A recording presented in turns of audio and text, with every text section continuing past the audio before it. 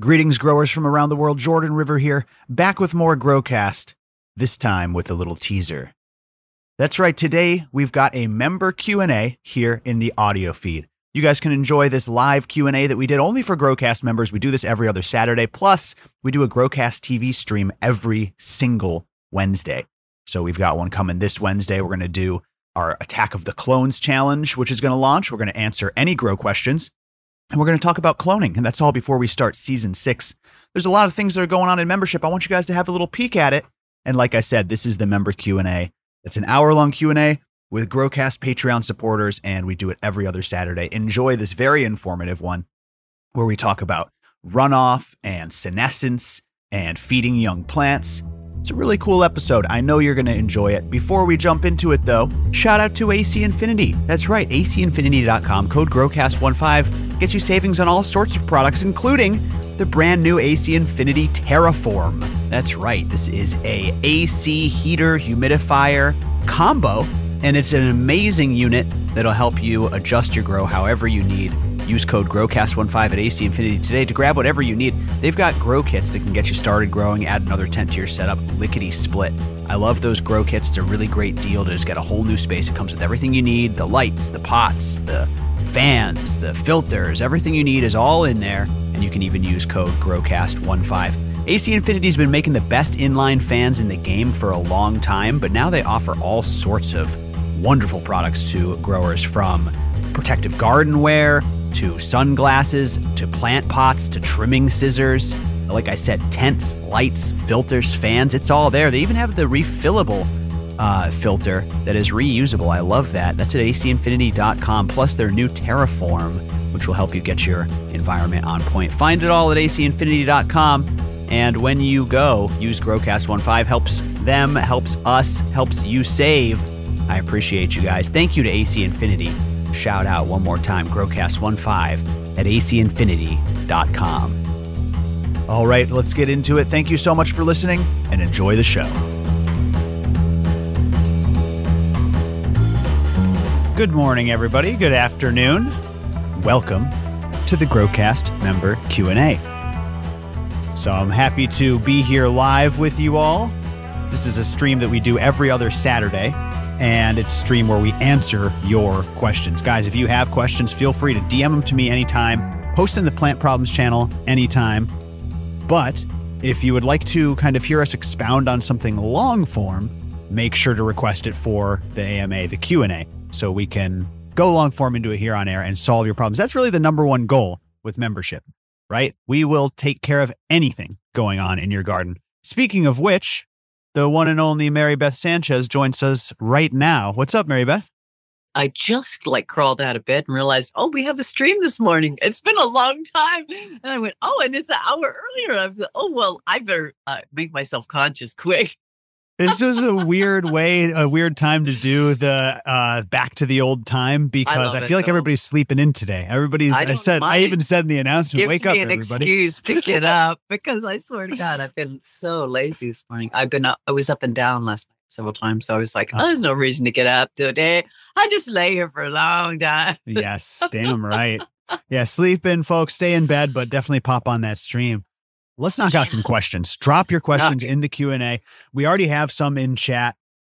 Let's just take care of this one from Moss. He posted this right as we were getting started. Where's the friendliest, I think he means legislative-wise, place to move in the next 6 to 9 months? Biggest limitations, we're not willing to do cold/real winter. That's a good question. There's a lot of good markets out there. Didn't Arizona open up recently, and they seem to be trying to be all that? Arizona, New they're Mexico? hot. You will not experience winter there. Yep. There's always Southern California, but man, I was just in Southern California, and the weed scene there, Mary Beth, it's gone so downhill. I'm so disappointed. In which way? Everything, the quality, the dispensaries. I wish Jay was in here. We'll tell the whole story when Jay was in here, but I was so disappointed by the scene down there. Seems like ever since legalization, it killed the culture. So I hear these guys talking about, you know what I mean? But I actually kind of experienced it last time. And yeah, it's sad. But Moss, I mean, a lot of good places that do have winter. Michigan is like one of the best states cannabis wise, but that's got a winter. No, Mary Beth is right. You want to take a look at Oklahoma, New Mexico, and Arizona if you don't want to experience winter. Missouri, right in between there as well. Missouri is cheap. The people are very friendly. There's a ton of cannabis in Missouri. I take a look at Missouri, Moss. I know where you're from. That'll be a lot like where you're from. Yeah. Yeah, and they went recently, Mary Beth, and I think they even went rec now. So yeah, it is rec. I just went to a dispensary not too long ago. So I take a look at Missouri, Moss, but that's just me. Okay, guys, drop your questions in the chat. Connor has a question. What's up, Connor? He says, once fan leaves go into senescence and flower, do buds continue maturing at all? What can you do if your leaves have fully senesced, but trichomes are clear and milky? So, Connor, I have a lot of things to say on this, and then I'm going to throw it to Mary Beth after. But right off the bat, what I'm thinking is, first of all, make sure you aren't looking at your plant eating too much and that you're actually looking at senescence, right? Senescence is, of course, when plants are kind of letting go of their stored up nutrients and they stop eating as much in natural systems as the fall approaches and they're ready to end their life, right? That's how they kind of naturally fade out at the end. But if your plant is bulking and eating, for instance, if your plant is from a seed and you don't know how long the flowering time is, it can be hard to distinguish senescence from your plant is simply going hungry, right? One way to take a look at this is to look at stuff like the growth rate, the bulk rate, and the colors of the hairs. If it's still pushing white hairs all over and it's starting to fade out, I bet chances are, there are some cultivars that stay white hairs and things like that, but chances are that it's just needing more. Cannabis is a heavy feeding crop, and sometimes your plant goes a little bit yellow. Now, speaking of yellow, the color itself can really indicate if it's a good senescence or not. A healthy senescence, your leaves are going to remain turgid. They're going to remain praying. You're not going to be droopy and unhappy. The plant's going to be happy. And a lot of the times you're not even going to see that like sickly yellow. You're going to see purples and reds and more of that like fall amber yellow rather than the like sickly deficient yellow. I know it's a little bit specific, but that is something you can keep an eye out for. That being said, if the plant if it's done swelling, you've noticed that it's like done bulking, the hairs have turned red, it's not droopy, it's nice and happy, and it's starting to fade out, then you can definitely say, okay, this is senescence for sure. Here's another thing with senescence. When you're dealing with chelated nutrients, it's almost a whole different game. Everything I just said almost applies more in soil than anything else because that's a system where the plant is taking what it needs and these processes will naturally happen. If you just pump the plant full of chelated nitrogen late in the cycle and all these minerals, it's not going to senesce. So again, it depends on what's going on there and what setup you're in. The final thing you said is if you see that the leaves have senesced, and let's say in the example that I gave, it is fully finished, it looks good, it's fading out, and the trichomes are still clear and milky, some strains just don't amber up the same. Some strains just don't produce that amber as much as we would like. You know what I mean? Oh, Rizo Rich joins us. What's up, Rich? How you doing? I'm good. How about you, dude? Hey, welcome to the AMA, brother. Sorry, I was a little late. I was finishing up some stuff in the grow. You're good, man. You're good. So Connor has a question about senescence and what to do when your plant is senesced and the trichomes aren't finished. And the first thing I said was, well, make sure that you're dealing with senescence itself, right? And it's not just hungry. Right. And then the second thing I said is sometimes they just don't amber up the same as others. Have you experienced that, Rich, with all the different strains you've worked with? Yeah, definitely. I've definitely seen ones that don't get as amber. My cousin actually right now, one of my local cousins around here in Chicago has a white widow that he's growing that's kind of doing that. It's senescent out and it just like it's all swollen and looks done, but the trichomes just really aren't going amber, I've seen it before, man. I have too. And I kind of just, with those ones, as long as they're all milky, they're usually pretty fine to take down. You just don't want to take them down when they're clear. But if you take them down when they're milky, you should be all right. I wouldn't stress too hard on the amber thing. You just nailed it. And some people, to help plants finish, I don't know if this is what helps the amber rate necessarily, but when I had plants that just like, dude, your creature feature, we're going to do a whole episode on creature feature actually. But that creature feature likes to be run on a different light schedule, 11 on, 13 off, an extra hour of darkness. And it would push white hairs if you didn't do that really, really late.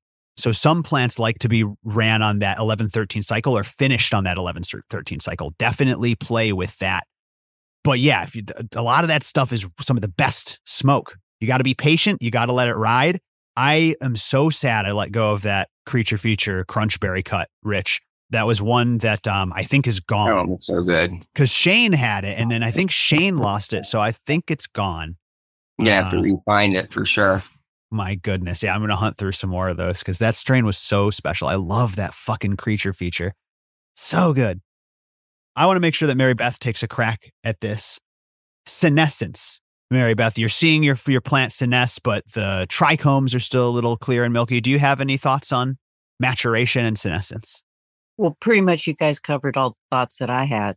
Sometimes they just don't get amber. And, you can wait a long time. And I think it might have to do with like how much landrace they have bred into them. And sometimes they just don't, might be able to wait another 2 months if you wanted to spend the time on the plant, but most people don't, and landrace ones can take ridiculously long to fully mature. But like you were saying, once you get milky, you're going to be fine. If you're tired of waiting and they're milky, let's go. But also, like you said, make sure it's real senescence and not deficiency of some other kind. But when you're talking about fan leaves, when you're in flower, you're taking most of those off anyway. So, don't stress too hard. But yeah, I would be looking for the color, but also think about the reasonable period of time that it is. Maybe it never is going to go to amberhood, but it could still be mighty fine stuff. Good point. And think of the time period with the senescence itself too, right? Because he asks, does it keep maturing as it's senescing? Yes, absolutely. You'll even notice like the structure of the bud kind of hardens off, kind of like gets a little crispier almost. There is definitely stuff still happening there. But, a week or two is basically the finishing period for any cannabis grower, give or take.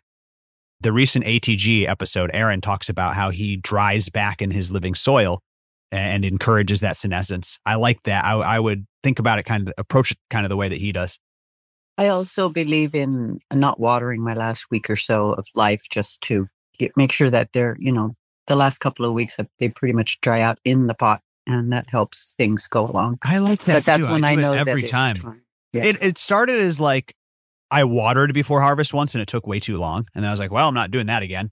So I started doing the opposite and I kind of dry it out. Rich, do you do a dry back before you harvest? Do you drought to them?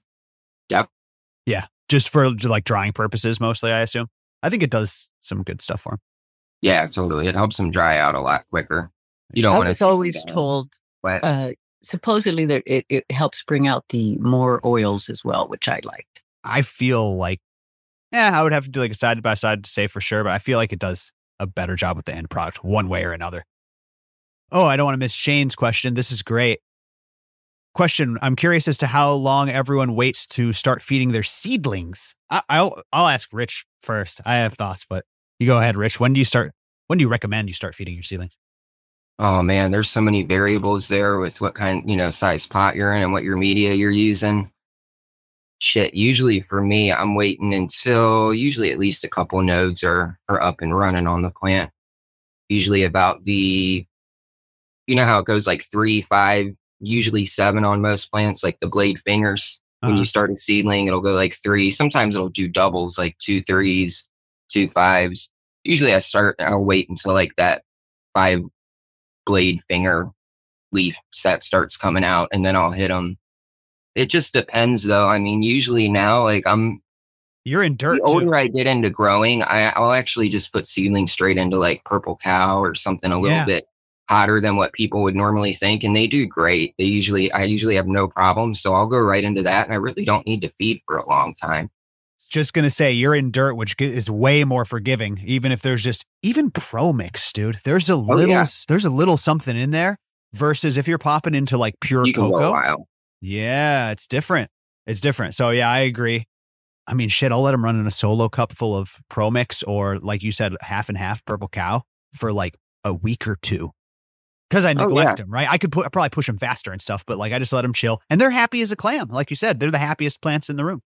Yeah, they're just doing their thing for sure. And they got that little bit of stored nutrition. That's exactly right.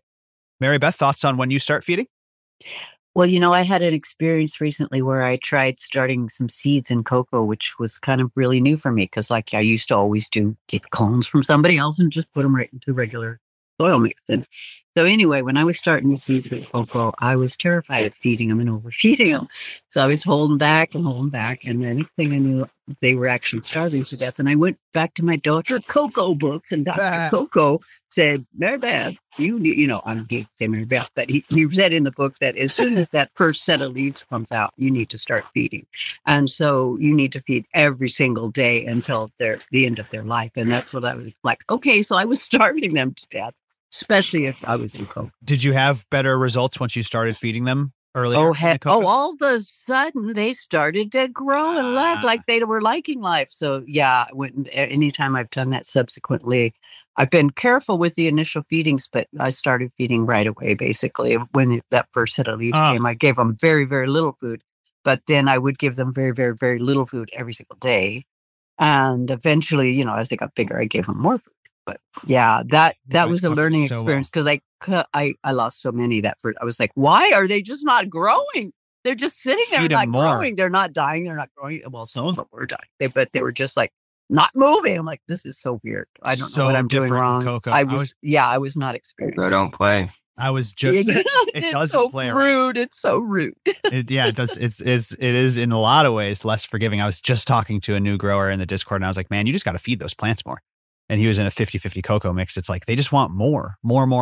So you guys covered it. Especially the way cocoa does the electricity thing. You're messing around if you don't give it plenty of food. Actually steals minerals from your solution as opposed to like soil, which contains minerals, right? Which any sort of microbes are going to break down and release. So it just depends on what medium you're in. But you guys covered it so well from beginning to end, which is you can feed as early as the first set of true leaves. The plant is photosynthesizing and now it's able to take up nutrients. But, however, don't burn it at that young stage. Many people go, oh, okay, like I'll just mix veg week 1, right? Especially if you're in something else richer, you might burn your plants. So make sure that you're not feeding too much. But then, for instance, if you're in cocoa, you want to make sure especially that you're feeding enough. In soil, you're going to have way more forgiveness on either side, even weeks at a time in a solo cup. I've had plants be happy in soil, even some of the more inert mixes like ProMix. So that's my answer, Shane. And then remember, it's a balance with the light, right? Your plant is going to start requiring to take up more minerals as the photosaturation goes up. So keep that in mind if you're outdoors or if you're under a small blurple light like I keep mine. Good stuff, guys. Oh, I'm so glad to be back to streaming. Andy has a great question. Hey, Andy, he's a new grower and consumer. That's what I like to hear, man. You got into the game and then you immediately get off the teat of the dispensaries. I love to hear that, Andy. He says, thanks, Dare. It's funny. How do I pick seeds from the hundreds and thousands of breeders and crosses when they might take months to grow out? What a great question. Well, first of all, Rhizo Rich is here. As a Growcast member, you get discounts on your Rhizo Rich Growcast Seed Co. seeds. So what I would say to you is this. I'm going to give you the Growcast member take, and then I'm going to give you my unbiased, complete kind of chemovar based take. So first of all, Rhizo Rich is an amazing breeder. He breeds really potent and medicinal stuff. You can use your discount code. And most importantly, like, we're here to talk to you and help you. A lot of these breeders say they're here to help you, but then when you go to DM them with questions or, problems with your grow, let alone that. And to be honest, they don't have time, right? I kind of get it, but they're not going to follow up with you and hop on an AMA and talk things out with you long form. So I would definitely say, take a look at what we have to offer you. That being said, man, you got to find that medicine that works right for you. You can also connect with local gromies and like smoke some stuff if they have cuts. I think that's another great place to start with as a new grower. Agree. You like that, Rich? What are your thoughts? Jump into cuts, maybe? I mean, obviously grab a pack of your gear for when he's like got things rolling. But like for a first time grower, what do you think? Yeah, I would go after something that works well for you. If you tried something already from somebody, maybe go that route, either get a cut or find some seeds of that particular strain if you're able to. so far as breeders, just finding somebody who, like you were saying, it just kind of goes along the line of finding somebody who, like their ethics and everything is kind of lined up with how you feel. Someone you want to support. Just support somebody that you want, exactly, that you want to support, which can be hard figuring that out in the pool of everybody out there these days. But I would honestly just go after things that you like best and what works for you best. And if you're not sure of that, just start popping things and growing things. Or like you said, try some samples from people and take it from there. That's really all you can do. Because like you said, it takes months to grow any of these strains out, even the fastest ones, That's exactly right. Dude, check this out, though. He says that he's been growing fem photos, but the Grand Pheno hunt is going to be his first regs. Dude, that Grand Pheno hunt is actually, obviously, I can't tell you what's in there. But if you're hunting for good medicine, Rich, the 3 that you chose that's like a good variety. That's the one thing that I've told them as a hint, is that we selected these strains based on their diversity of expression. That's fair to say, right? Oh, yeah, absolutely. So I would say, man, that's so funny. That's his first regs. And I hope you get some really special medicine out of that. I really want to tell you guys stuff that I can't tell you. People have already guessed. We'll go over some of the guesses on the next Growcast TV where we recap it. And I am going to put up a complete list of all the strains that it could be. Because, Rich, some people are new and they don't know what to guess. Yeah, we got to put up the menus for sure. Yeah, we'll put up the menus. But there's plenty of time. There's plenty of times for that. Now, here's the last thing I'll say, Andy. Follow your nose. Unless you have like a medical condition that you're treating, it's really easy. Like find out what works for a medical condition. But other than that, just follow the palettes that you like. Do you like stinkier GMO, onion, nasty, funky stuff? Find some stuff that's got that GMO in it. Do you like the sweeter stuff? We got a whole line of Peach Quake for this like amazing, potent stone fruit, mouth-watering, sweet but not too sweet. Or do you like super earthy stuff? Like follow your palate and that'll kind of direct you where to go. Also, dude, make sure you're in the Discord, because you could hop in the Trading Bazaar and just talk this all out. You could be like, yeah, I kind of like GMOs or whatever. And there would be like 5 members that would be like, I got these GMO packs. I'm never going to grow them. Trade them for something, or just a lot of these guys will just send you something for free. And that's what I would do. And then, of course, hit up the Growcast Seed Co. site, because there's a lot of good vaulted packs up right now. Rich, we haven't even talked about the vaulted packs that went up. Oh, yeah, there's quite a few. What'd you put up? There's some Creature Feature and Sugar Cone and a couple others. So, dude, there's mixed out on those originally. Don't say a couple others. You put up Peach Typhoon, dude.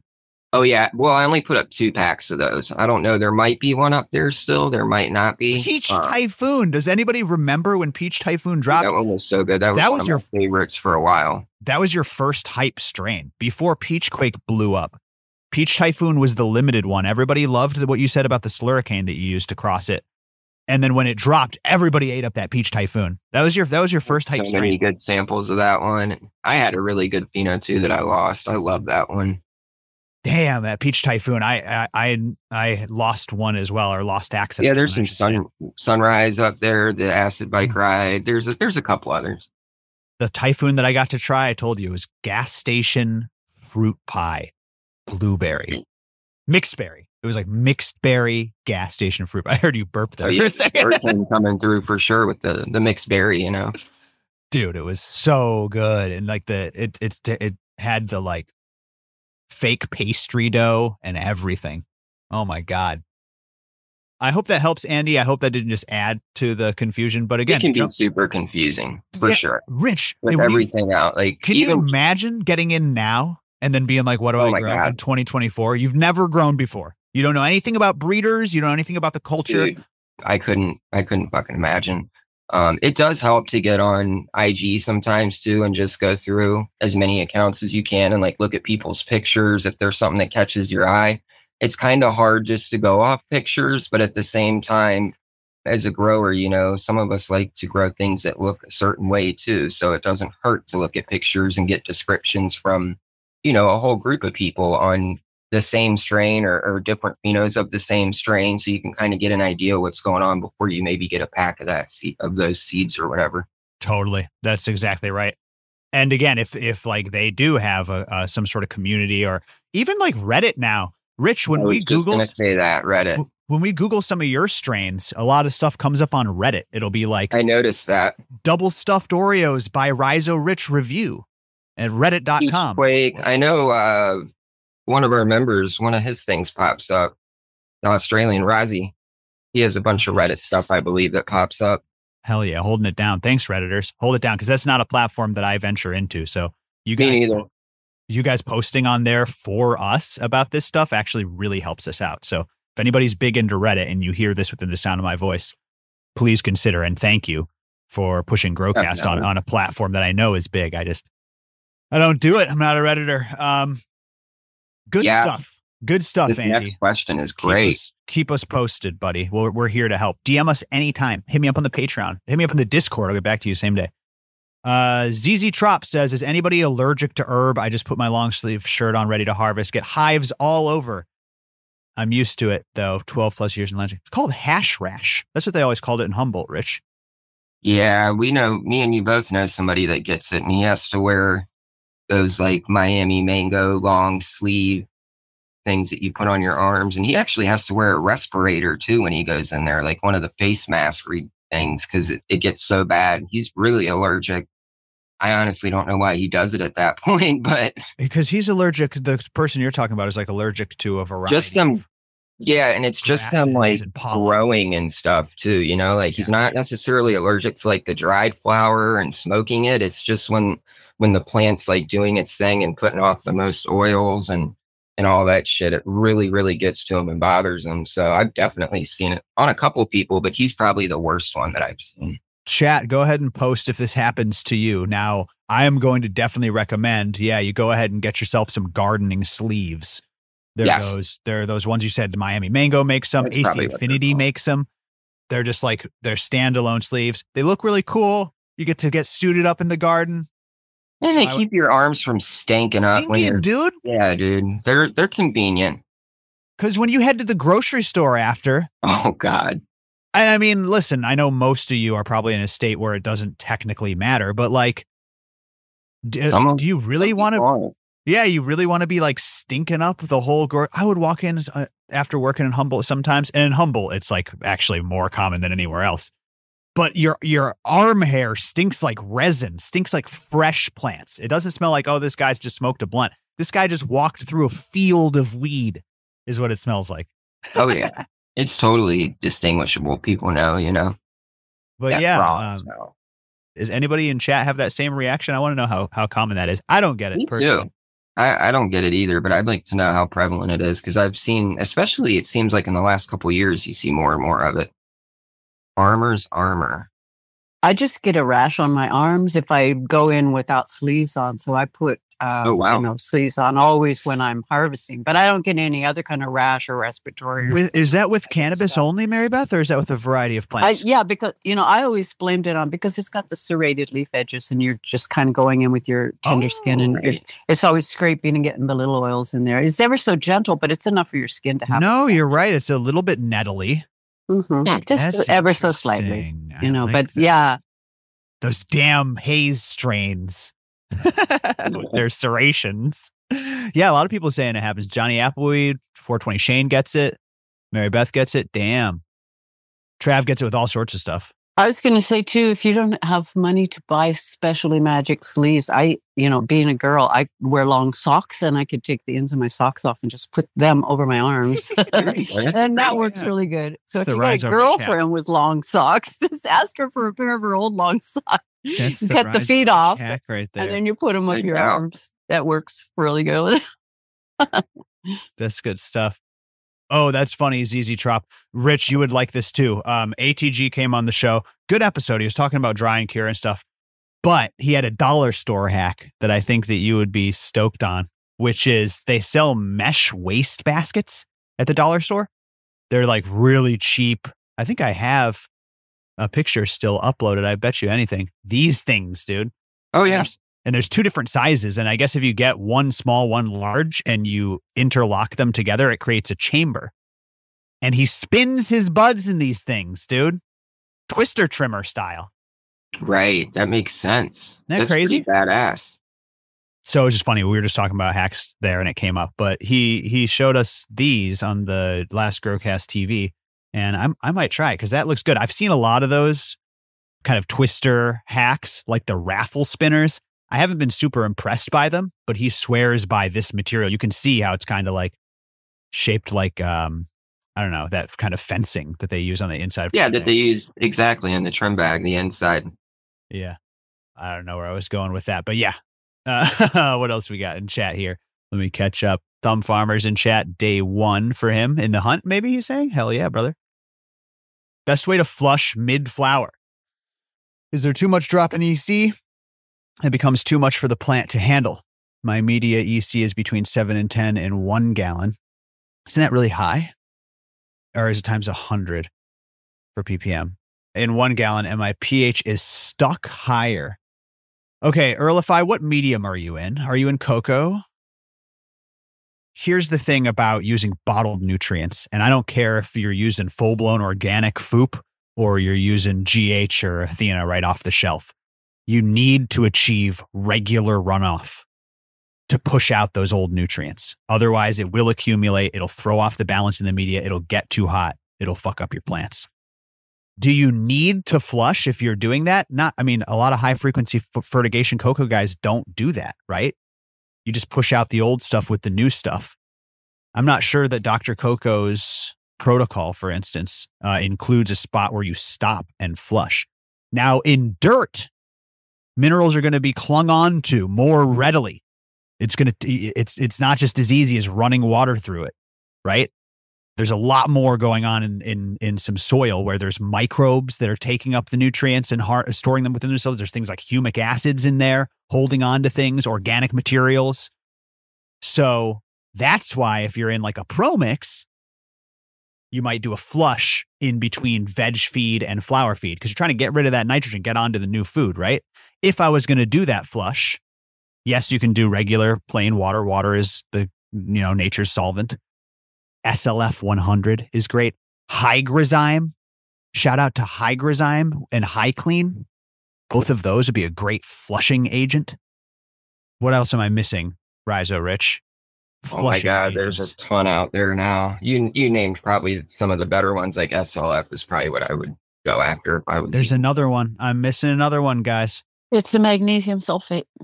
Hey, it's often used as a flushing. Yeah, it's often used to flush. Sometimes they'll use that with a little kelp so you have your micro minerals taken care of. But you're not absolutely starving while you're flushing. You know what I mean? Okay, peat cocoa blend using rooted leaf. I would not concern myself with the EC. What nutrient regimen are you following, Earlify? I would use a higher end of their nutrient feed, and I would be watering to runoff every time. And let's see pictures of that plant so we can take a look and make sure that what we're looking at is what I think we're looking at. I would probably run medium feed or a little bit higher. You say you're running medium feed. Austin Ron says no flush in cocoa's regimen. Properly buffered cocoa, 15 to 20% runoff. Yeah. Earlify, why don't you post in the plant problems channel? I want to see this plant, but my instinct is you don't need to flush to get the EC lower if you're watering to runoff each time. So let's make sure that you're watering to heavy runoff. I also wouldn't fuck with the pH. You want to let those enzymes naturally swing that pH. I mix my rooted leaf, I feed in ProMix. So let me see a picture of that though, because I want to see what's going on. It's not like the chelated salts where you need to pH it, or the humic acid based ones where you need to pH it very readily. And that's because the enzymes do their work and then die off. I'm sorry, the microbes and the enzymes that the microbes produce, specifically from the root anchor, swing that pH. It's like recharge. They say not to pH it. Let it swing because it's going to make available all of those nutrients. So go ahead and post in plant problems and we'll tag Nick as well. We'll get you figured out. Austin Ron says monitor the runoff EC. Yeah, post in plant problems. We'll get you solved. Not a runoff guy. There's your problem, man. See, I knew it. I knew this was the issue. Yes, definitely need to be watering to runoff. Like I said, even with the super organic ones. So So if you don't want to do runoff, I would probably switch to soil earlify. I would probably do an earth box. You guys know I'm a big fan of those earth boxes because when you're using a bottle-based program, especially cocoa, you need runoff, bro. You're going to need that because otherwise you can try to do like a feed flush feed and try to get your plant to like break down everything in there. You're going to get too hot in that medium. That's just my advice. It'll happen fast too if he's in 1 gallon, which I think he said he was. That's true too. The smaller container size is going to exacerbate those issues. Very true. All right, let's see your grow, man. We'll get you solved, but you're going to need to start watering those to runoff. And that's the problem, man. Runoff is the big issue that I don't like with indoor tent grows. What the fuck do I do with my runoff? Some people are like, oh, no, it's easy. Like, I'll just give it to my house plants or I just collect it and this or that. But other times it's like flooding the bottom of your tent. And you're like, what do I do with all this runoff? So you are gonna need that earlify. Well, they have things that you can set your plant on top of so that it's raised up from your drip tray so that you can get your drip tray full of drippings without your plant being saturated, drowning in there, sitting in the water.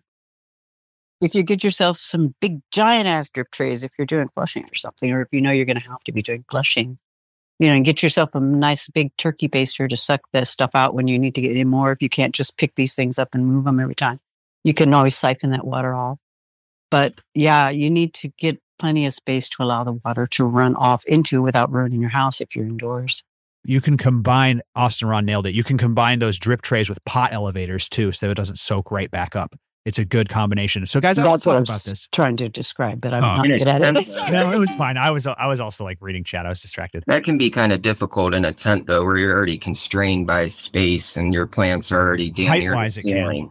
Yeah, height-wise. So I like the turkey baster method, so you can at least, still get your runoff out of there. Yeah, I like that. I like the extraction.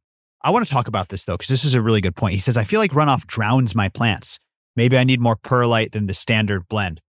When you're watering, you want to get a good soak, guys. I talk about this in the last video. Unless you're in a living soil system, in which case larger volumes are almost always better, and you're putting in a lot of water there. And even so, making sure you saturate to the bottom. If you're adding bottled nutrients, you want to get a good soak every time. You want your plants to adjust to that, and you want them to drink from that fully saturated point. Now, if you find yourself overwatering, it's about frequency. It's not about volume. It's about frequency. You're not letting it dry back long enough.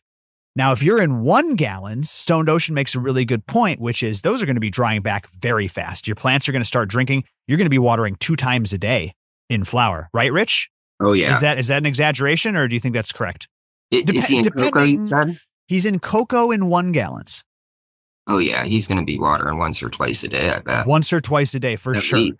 I agree with that. I think I can say that with confidence. So in flower, like full flower when they're got a big ass plant at that point.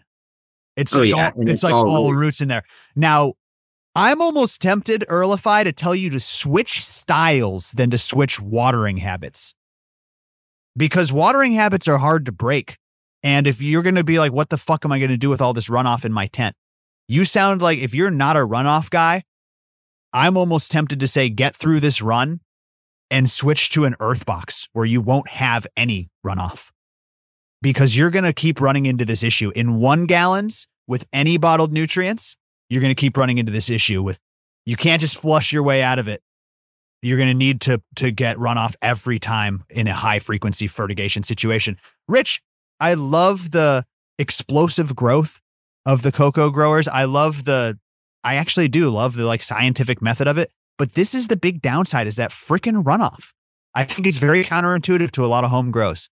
Yeah, a lot of water being used too, Yeah. A lot of nutrients, a lot of water. That's why they don't do it in like Hawaii, is the water's so expensive. But that being said, if you want to stick with cocoa, if you want to get through this run and learn how to do this, incorporate runoff for sure. Do your best, Earlify, to flush it now, because that's definitely what's happening. That is your issue. It's going to get off balance in that 1 gallon a lot. Great question. Great learning conversation. He says once or twice a day. Gotcha. Due to larger plants, something different for this next, larger pot, something different for this next run. Dude, I'm telling you, just try an earth box. Just try an earth box. Order up build a soil blend where you can like mix your own, or even a bag of Purple Cow off of Amazon. Purple Cow rips in an earth box. Just try it.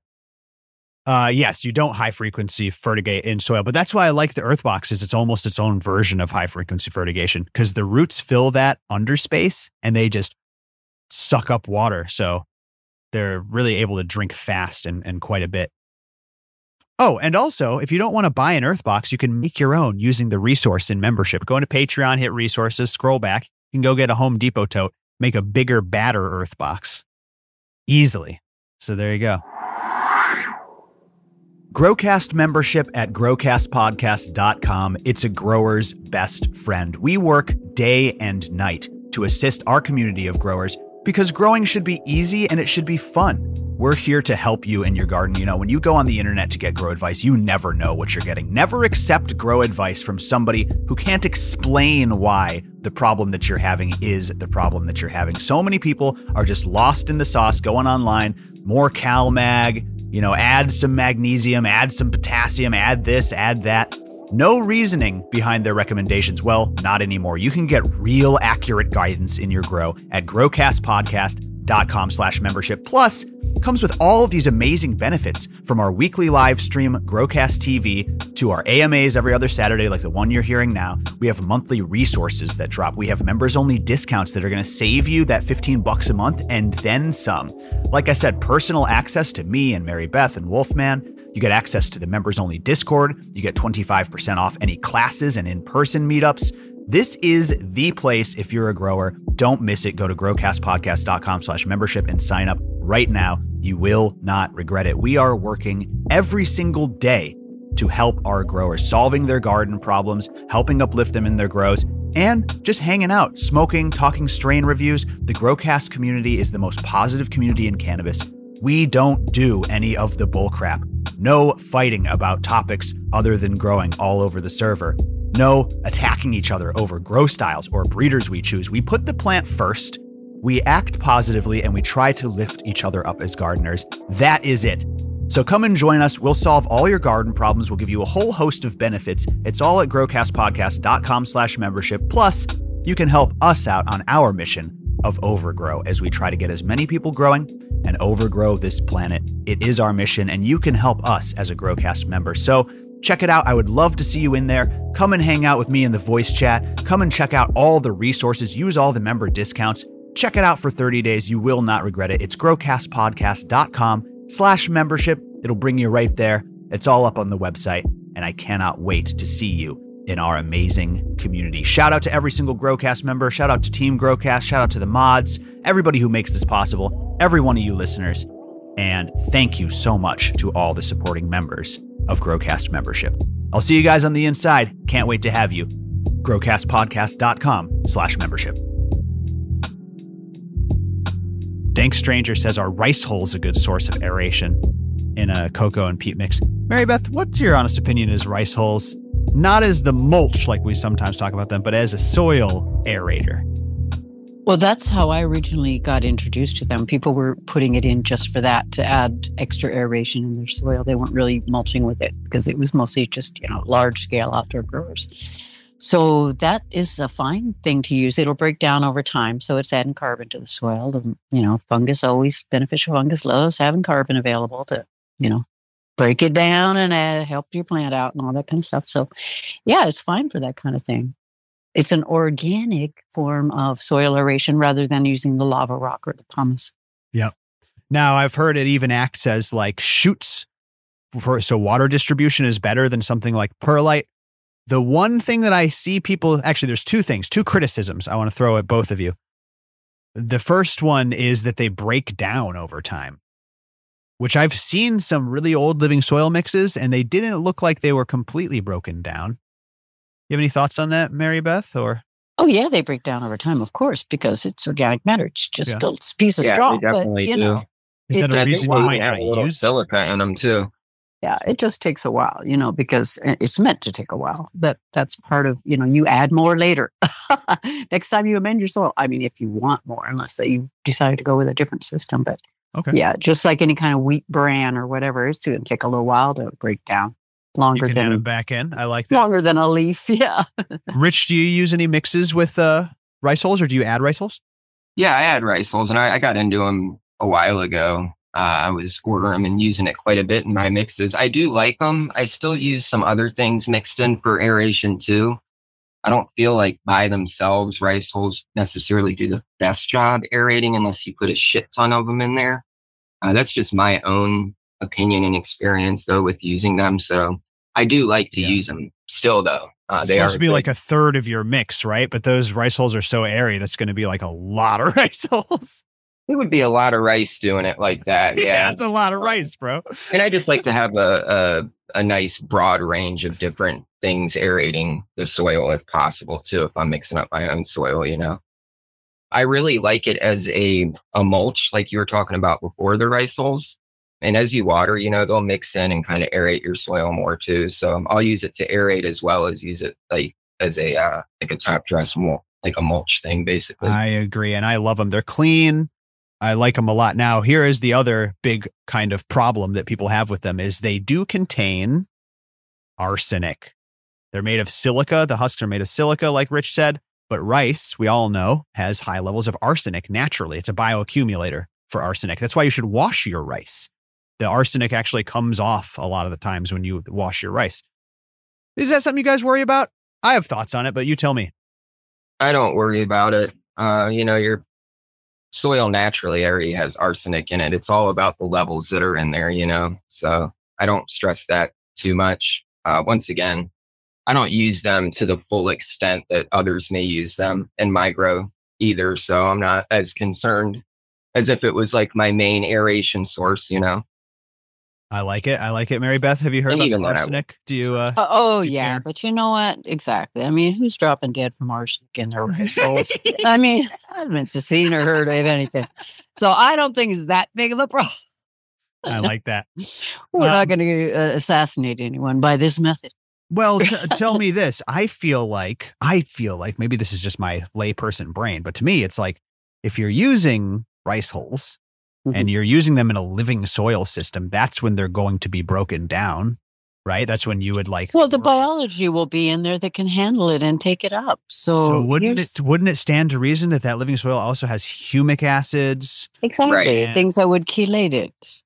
Things that would chelate it and give the plant what you need and not just take up the arsenic. And So yeah. if anything, maybe if you're worried about that, it would be more applicable in a synthetic grow. But then in a synthetic grow, there wouldn't be the microbes as present to break it down anyway. So I'm really not worried about it either. I would think you'd have to have ridiculous quantities to actually notice any effect because, like you said, it's in soil and water all over the earth. It's not causing toxic issues, and people aren't dropping dead from minor amounts. But the thing is, people who like to get you excited about health will come up and say, "Oh, look, we found a trace of this," and you're all going to drop dead if you eat it. And you're really not going to drop dead, probably, unless you have ridiculous quantities. Sure. Which hopefully you're not having ridiculous quantities. I agree. And I think that would be something that could be easily tested, right? Wouldn't a lot of these living soil grows be popping hot for arsenic? Well, that's why green sand for a short time was banned because it had a lot of arsenic in it, and it was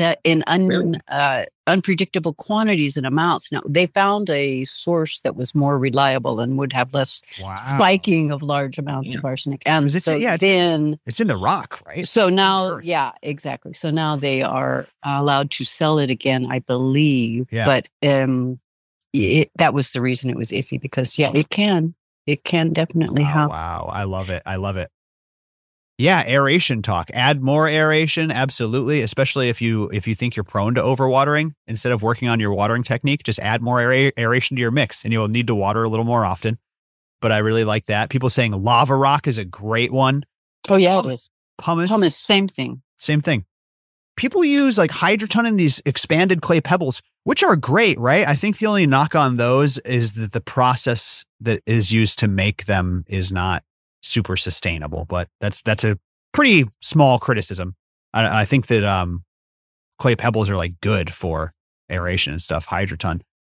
What up? They last a long time too, so it's not like you have to keep buying them and adding them. Opposite of rice hulls, right? They won't break down. That's a good point. Yeah, they use them in hydro setups especially. That's right. I always used to see them in like the deep water culture systems where they have a little basket and they weren't doing the dual root zone like Steve Reisner does. They would just do like a bunch of hydroton in there just to kind of give the plant something to grip onto. It's cool. Pretty cheap too. Yeah.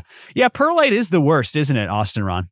Anything instead of perlite. Perlite is the worst. And listen, perlite's fine. If you're going to use perlite. But like, it fucks up. It gets in waterways and like fish choke on it. It gets in your fucking eyes, dude, if the wind kicks up. The dust is gnarly from it. The dust is if you get a big gnarly. bag, the shit'll get right up in your lungs breathing it in. You should be wearing a respirator when messing with a lot of perlite if you're going to mess with it. I don't like Really, the way it with floats in the water. And when every time you water, a ton of it floats to the top, and then you've got a coating of it across the top, and then shoot, and people throw out their old soil, and it looks ugly on the soil. It's like I don't like perlite, lava rock, or pumice. You never have these issues at all.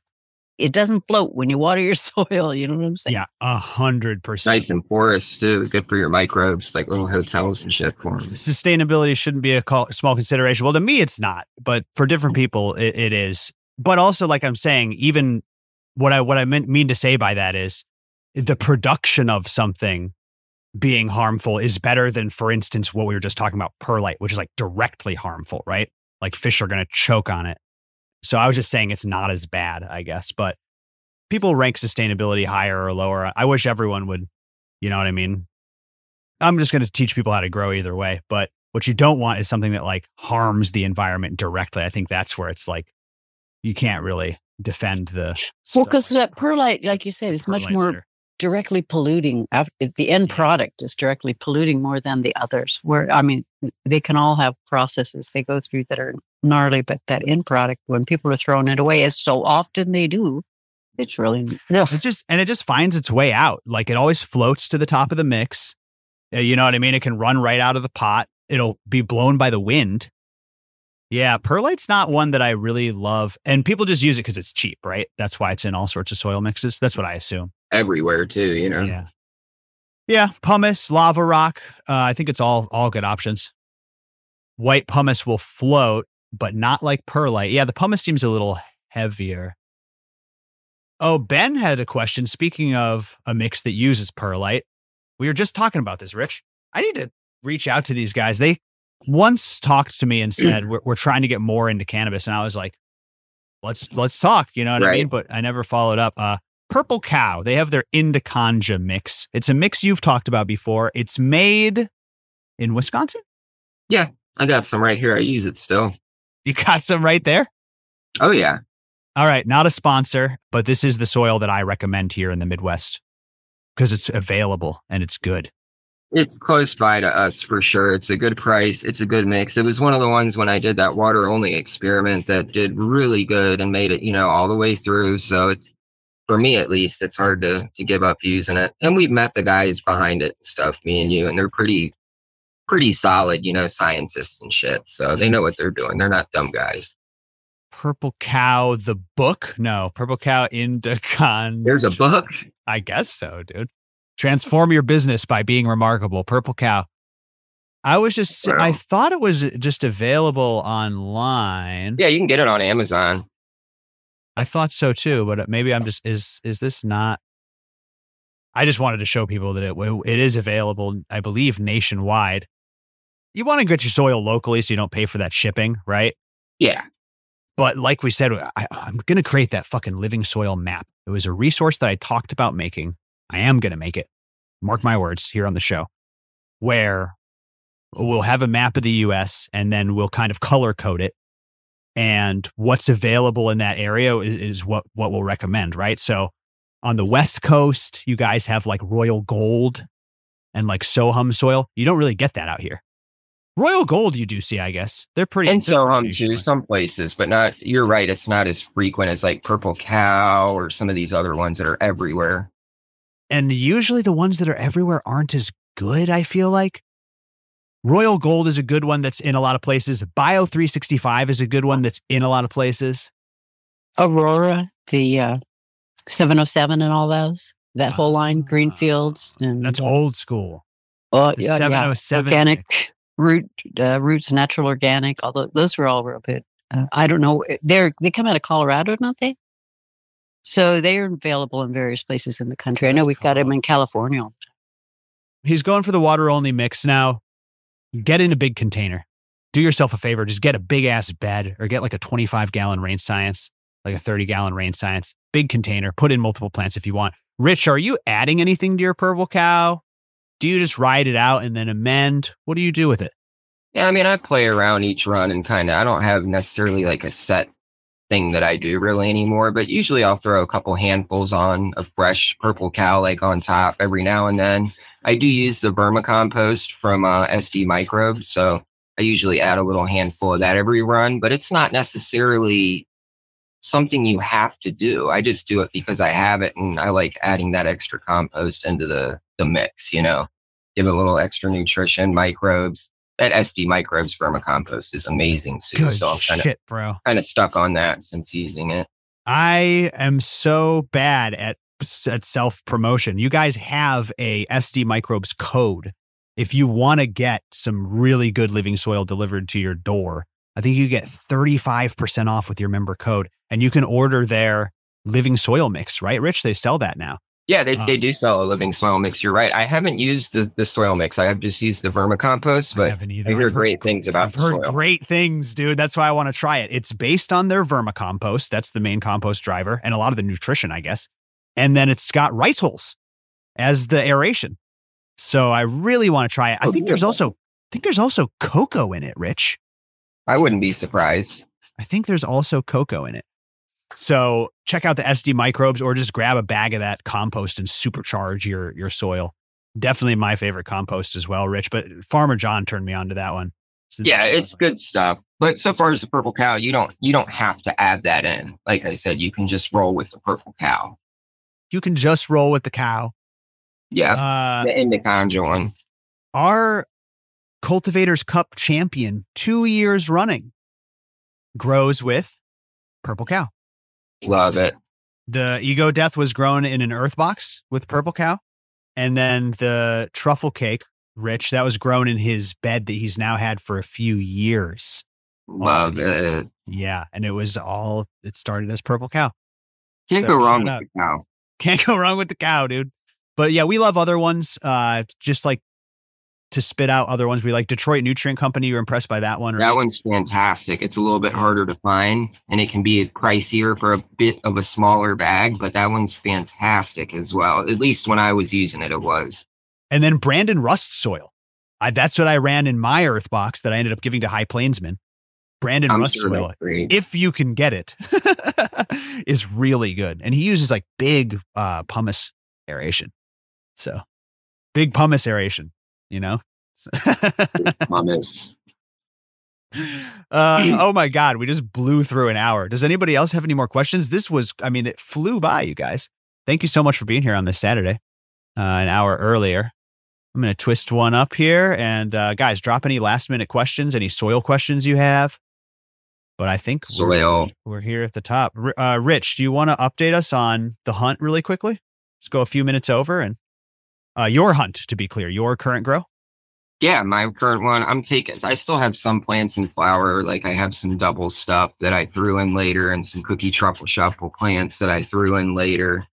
So those are still going. I got some plachatas still going, but I got a key lime that I'm about to harvest in a couple days. The key lime madness, that one is. Is it promising?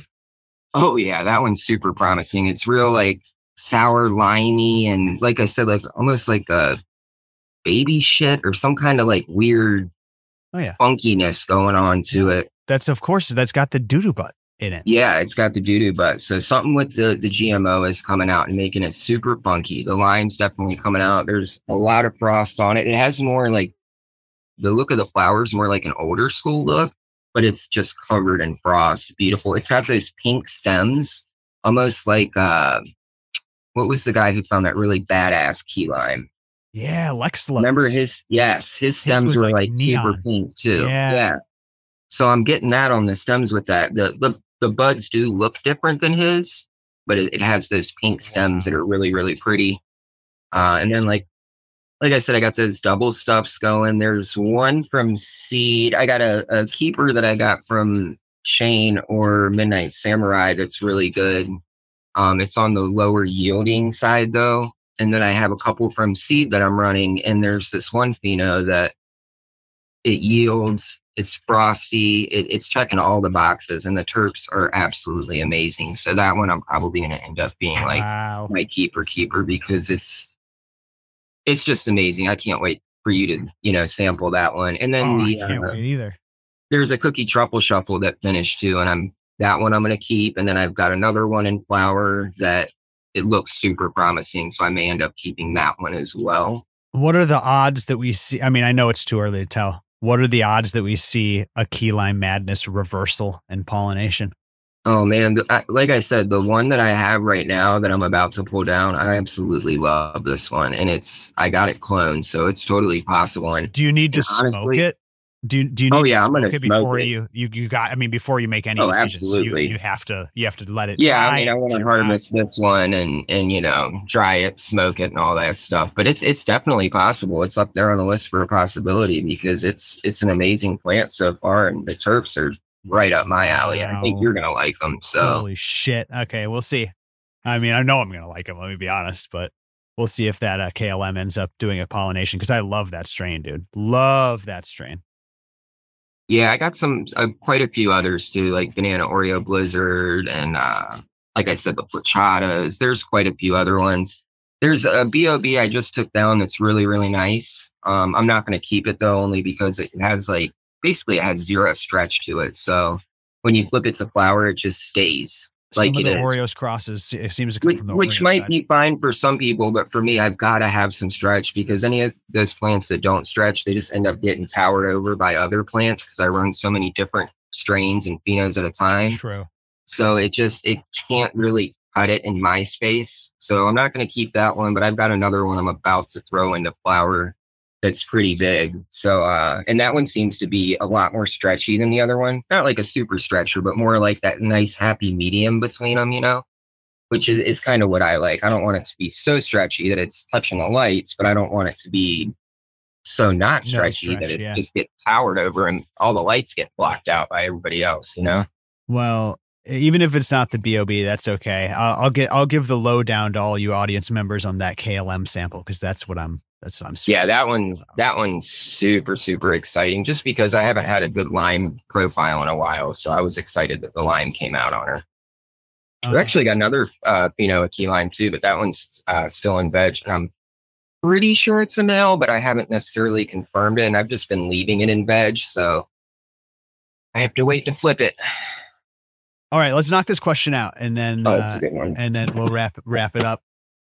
Mary Beth, this is a great question for you, though. Any companion planting ideas for cannabis? Companion planting, of course, growing plants usually in the same container, usually got a big container, to encourage things like either encourage terpene production or keep pests away. What's your favorite companion plants for cannabis? I would go with the mints and everything in that mint family that includes the salvias, that's the lavenders, rosemary, all those kind of things. Yeah, damn. They're all. Can we do both at the same time? She's like, you need to grow datura and salvia and poppies.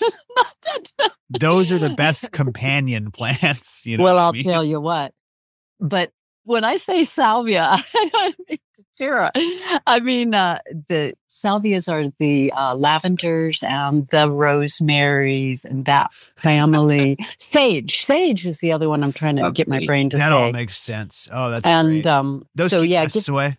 And they have ground cover versions that grow really flat to the ground. So the other thing that I want to make sure that I mention before the show's over is that I've been running around with my laser temperature thing lately. And, our air temperature will be in the hundreds, but the surface of the soil is 140, 150 degrees, depending on where I point this thing. So listen to me when I say put your mulch on, because underneath the mulch, it's only 90 degrees, and your biology can live in 90 degrees, but it will definitely be dead at 140 and 150 degrees. So that's top inches of soil where your lighter roots are suddenly devoid of life. So, and your plant suffers so much because it wants cool roots. So mulch. I'm giving you your mulch report. Come on, people. Don't be shy. Yes. And inside your gotta mulch, get the weekly mulch report. there's a whole freaking ecosystem in your mulch that helps you. Like there's frogs in there, little spiders in there. They go and help with your pest control too. So they're part of the whole scene. I mean, I'm thinking of outdoor growers. Obviously, this isn't going to happen in your tent, but some of us do outdoors. And this is every kind of plant, not just your cannabis plants. They need freaking mulch, man. Yeah, mulch is important. Serious. And that insulation does help. You know, when I was in Humboldt and I was growing indoors, I was always battling the heat. Now LEDs kind of changed a lot of stuff, but my plants probably would have just been happier in some big living soil beds with a nice mulch cover. If I'm being perfectly honest, they probably would have done way better.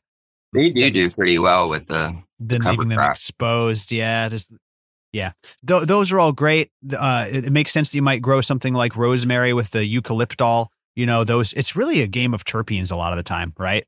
So like lavender produces linalool, which is a natural pest repellent. Eucalyptol is a natural pest repellent. A lot of people say that if you get the kind of economies of the root zones going with these other terpene producing plants, they'll help your plant produce more and better terpenes. So basil is thrown in alongside cannabis, you know, flavorful things like that. The only thing I would say is just don't plant anything that can attract pests. I planted clover and I attracted spider mites. I planted peppers, which attracted aphids, although they're a different species. So if you see some pests, they won't transfer over to your cannabis. Things like powdery mildew and aphids, canopy aphids, are strain specific. Rich, what do you plant with your cannabis before we wrap up this stream? I don't do any companion planting. I did one time on accident when I was top dressing with like dried hay as like a mulch. I was using it as a mulch, not realizing that it had a bunch of seeds in it still. So like my big ass pots were having just a ton of hay coming up. And I was like, fuck it, let's do it. So I would chop it down and like leave it on top of the pot. And actually that plant did fantastic. Like it thrived. That's a living soil. I never had to put any kind of feed on it because all this stuff was breaking down and just like refeeding it seemed like. So it did really, really well. I just didn't like the fact of having a bunch of hay in my grow, but well, that's great. It worked. Exactly. And then this year I have some outdoor cover crops on like my garden beds for strawberries and shit. I got clover and then like this really short grass that's working really well because they're kind of acting like a mulch would or like a straw would to kind of hold the strawberries up and keep them from laying on the ground and getting all nasty. Nice. Some people were recommending strawberries in the chat. That makes sense too. And of course, don't forget, you can also just plant cannabis. When I was in Hawaii, Molokai Kevin said in Molokai, you plant the pakalolo alone every time. So if you're not companion planting, it's okay too. All right, guys, this was a fucking great stream. Mary Beth, thank you so much for always helping out and helping with the AMAs. We appreciate you. We love you. Let's get some love for Mary Beth and for Rich in the chat, guys. We love you. So Thank nice you to guys. see. Love you, nice Mary to hear Beth. you both. You guys are the best. I'm Thank you, glad to Rich. be on this team. Oh, I Thank love you, Mary dude. Beth. Thank you, Rich. Thank you, Appreciate you members. popping in, man. Thank you for the Grand Pheno Hunt. Let's do a big update on that in the next week or two. And just loving it, man. Loving it. Yeah, I love all you guys. I hope everybody has an awesome weekend. All the members, you, Jordan, Mary Beth, everybody. And y'all. Hot out, All but right, it's beautiful. everybody. Take care of yourselves. Let me say goodbye to my favorite people. I'll see you Wednesday for the GCTV. Great AMA, says Austin Ron. Thank you, guys. Good night or good day to you. Go have a wonderful day. Earlify, Midnight Farmer, Darren J, Ben Chance, Michael, Johnny, Dank, Trav, Jackson, Crazy Legs. Bye, guys. We'll see you next Crazy time. Legs. Growcast TV on Wednesday. Thank you, Crazy Legs, for that gift bag, man. That helped me feel better. Bye, guys. See you next time. All right, that's the show. Thank you so much. Thank you for tuning in, everybody. Thank you to all listeners. Thank you to all the members. The Grand Pheno Hunt is going down. We're hunting through 200 Pheno Hunt boxes, sponsored by Hygrozyme. Shout out to Hygrozyme for sponsoring the Grand Pheno Hunt. It was so nice of them to step up and become sponsors of this event, putting up the prize money because Hygrozyme is awesome. Not only are they an amazing product you can find at hygrozyme.com, their flagship enzyme formulation, plus their high cleaner, their high shield root protectant, their high grow punch IPM product now, their high grow Ben, the beneficial bacteria product. They're really killing it over at hygrozyme.com. And like I said, they've been around forever. They've got a great standing in the industry and they support community. They're sponsoring our Pheno Hunt. We're into it. Some people are already about to flip into the Pheno Hunt. This one is flying by. some amazing growers in there, and it's all thanks to Rhizo Rich, the GrowCast community, and Hygrozyme. So thank you to Hygrozyme. Thank you to all of our pheno hunters. Come and check us out, growcastpodcast.com/membership. Jump in. You won't regret it. And the next pheno hunt will be coming before you know it. So we've got different ones lined up, different pheno hunt boxes, different prizes, different formats for the contest. It's going to be a lot of fun. Plus, we have the Attack of the Clones challenge coming. If you're not absolutely confident in your cloning game, come and join the Attack of the Clones Grow Along Challenge in GrowCast membership. We will get you cloning at a 95% plus success rate. Make sure that you can take copies of those plants, because that's what it's all about when you're hunting. For a lot of people, it's finding that special unicorn and then keeping it. So again, if you're not completely satisfied with your cloning game, come and join GrowCast membership, because we're about to go into a whole long-form challenge and a lot of content deep dives on cloning. So I hope to see you there, everybody. All right, that's it for now. I'm still running around. The studio is damn near finished. Making some plans, going to Hawaii. Got a big OK Calyx natural farming intensive in October. Grab those tickets. It's already halfway sold out. You'll hear more promo for that coming soon. And I'm at Mushfest in Oklahoma October as well, so come on out to Mushfest. You can look up Oklahoma Mushfest and come see me there. More updates, more travel stuff. I'll be releasing some update episodes. You know the drill. Thank you so much, everybody. I'll let you go. Take care out there. Bye-bye.